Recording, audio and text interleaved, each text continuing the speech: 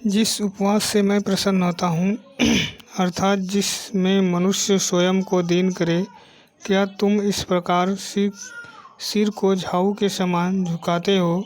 अपने नीचे टाट बिछाना और राख फैलाने ही को तुम उपवास और यहोवा को प्रसन्न करने को का दिन कहते हो। मेरे प्रियो, आइए हम यशायाह 58 में उचित उपवास के बारे में जानेंगे कि परमेश्वर आपसे क्या चाहता है, परमेश्वर किस उपवास से प्रसन्न होता है, कैसे मनुष्य उपवास करके रहता है तो परमेश्वर प्रसन्न होता है। मेरे प्रियो, आइए हम पढ़ते हैं। मेरे प्रियो, लिखा है कि गला खोल कर पुकार, कुछ भी न रख छोड़, नरसिंगे का सा ऊंचा शब्द कर, मेरी प्रजा को उसका अपराध अर्थात याकूब के घराने का उसका पाप जता दे। वे प्रतिदिन मेरे पास आते हैं, मेरी गति जानने की इच्छा ऐसी रखते हैं मानो वे धर्मी लोग हैं, जिन्होंने अपने परमेश्वर के नियम को नहीं टाला। वे मुझसे धर्म के नियम पूछते हैं और परमेश्वर के निकट आने से प्रसन्न होते हैं।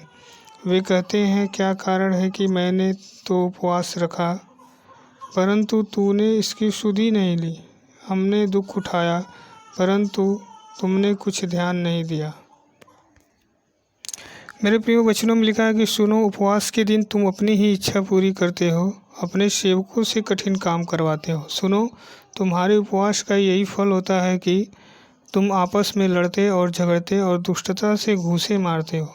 जैसा उपवास तुम आजकल रखते हो उससे तुम्हारी प्रार्थना ऊपर नहीं सुनाई देगी, जिस उपवास से मैं प्रसन्न होता हूँ। मेरे प्रियो, परमेश्वर कहता है कि जिस उपवास से मैं प्रसन्न होता हूँ, क्या मनुष्य उसमें स्वयं को दीन करता है? मेरे प्रियो, मैं बताना चाहता हूँ कि जिस उपवास से परमेश्वर प्रसन्न होता है, परमेश्वर जिस उपवास से प्रसन्न होता है उसमें लोग दूसरों के लिए प्रार्थना करते हैं, दूसरों के इच्छाओं को पूरी करते हैं, दूसरों के जो दूसरे लोग भूखे होते हैं उन्हें भोजन देते हैं, जो दूसरे लोग जिनके पास कपड़े नहीं होते उन्हें कपड़े देते हैं। ये उपवास में रहकर जो लोग करते हैं, परमेश्वर उनसे प्रसन्न होता है। मेरे प्रियो, आगे लिखा है कि जिस उपवास से मैं प्रसन्न होता हूँ वह क्या यह नहीं कि अन्याय के बनाए हुए दासों से अंधेर सहने वालों का जुआ तोड़कर उनको छुड़ा लेना, सब जुओं के टुकड़े टुकड़े कर देना।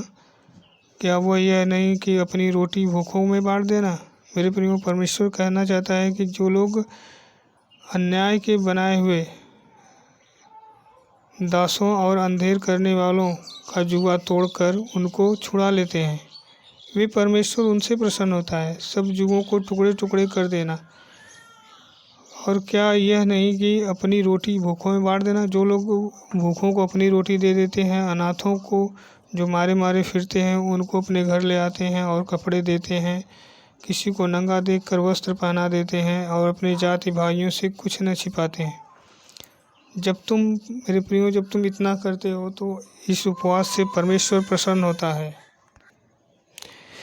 मेरे प्रियो, तब तेरा प्रकाश पाँव के समान चमकेगा और तू शीघ्र चंगा हो जाएगा। मेरे प्रियो, आगे लिखा है कि तेरा धर्म आगे आगे चलेगा, यहोवा का तेज तेरे पीछे रक्षा करते चलेगा। तब तू पुकारेगा और यहोवा उत्तर देगा, तू दुहाई देगा और वह कहेगा, मैं यहाँ हूँ।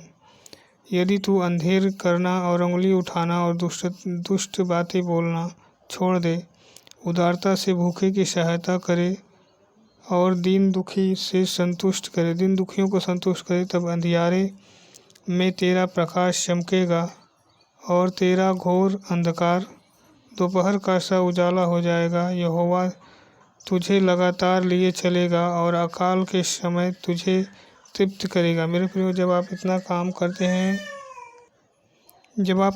करते हैं जितना परमेश्वर आपसे कहता है, तो वह अकाल के समय भी परमेश्वर आपको हिष्ट पुष्ट रखेगा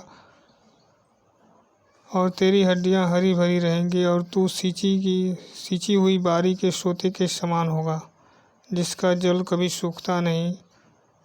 तेरे वंश के लोग बहुत काल के उजड़े हुए स्थानों को फिर बसाएंगे। तू पीढ़ी पीढ़ी की पड़ी हुई नींव पर घर उठाएगा। तेरा नाम टूटे हुए बाड़क का सुधारक होगा, तू पथों का ठीक करने वाला होगा। मेरे प्रियो, जब आप इतना कार्य करते हैं उपवास में रहकर, तो परमेश्वर आपसे प्रसन्न होता है, परमेश्वर आपको आशीष देता है। तब वह आपका प्रकाश पाँव फटने के समान चमकेगा और आप शीघ्र चंगे हो जाएंगे, यीशु के नाम में।